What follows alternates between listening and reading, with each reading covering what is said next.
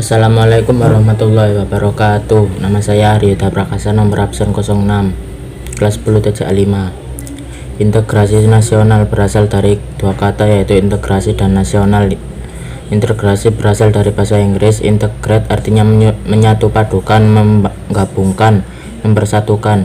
Dalam kamus bahasa Indonesia, integrasi artinya pembauran hingga menjadi satu kesatuan yang bulat dan utuh.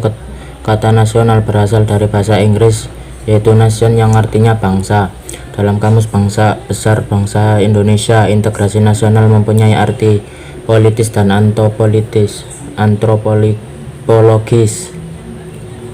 Secara politis, integrasi nasional berarti penyatuan berbagai kelompok budaya dan sosial dalam kesatuan wilayah nasional yang membentuk suatu identitas.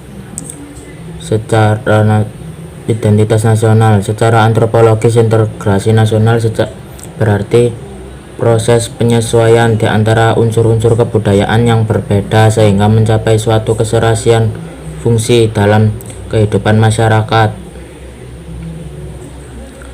Syarat terciptanya integrasi nasional dalam masyarakat sebagai keberhasilan proses integrasi diperlukan beberapa persyaratan sebagai berikut.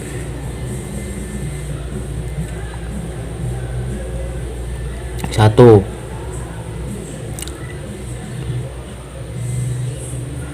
Anggota masyarakat merasa bahwa mereka berhasil saling mengisi kebutuhan satu sama lain. 2. Terciptanya kesepakatan konsensus bersama mengenai norma-norma dan nilai-nilai sosial yang dilestarikan dan dijadikan pedoman. 3. Norma dan nilai sosial dijadikan aturan buku dalam melangsungkan proses integrasi nasional.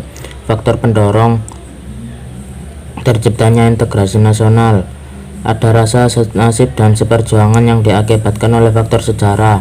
Adanya ideologi nasional yang tercermin dalam simbol negara, yaitu Garuda.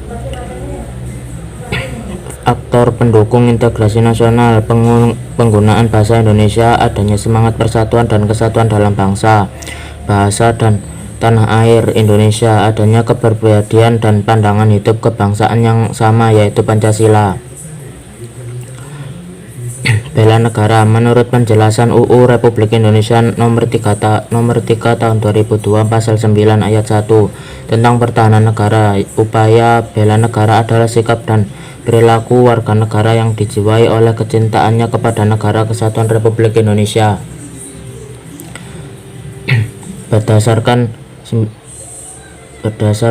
Pancasila dan Undang-Undang Dasar Republik Indonesia tahun 1945, dalam menjamin kelangsungan hidup bangsa dan negara sebagai warga negara yang baik, sudah sepantasnya kita wajib turut serta dalam bela negara, yaitu mewaspadai dan mengatasi berbagai macam ancaman, tantangan, hambatan, dan gangguan atau ATHG yang dapat mengganggu.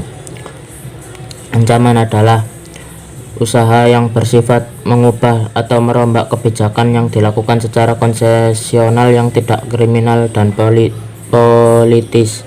2. Tantangan adalah hal atau usaha yang bertujuan untuk mengunggah kemampuan. 3. Hambatan adalah usaha yang berasal dari diri sendiri yang bersifat atau bertujuan untuk melemahkan dan menghalangi secara konsepsional. Gangguan adalah hal usaha yang berasal dari diri sendiri yang bersifat atau bertujuan untuk melemahkan dan menghalangi secara tidak konvensional.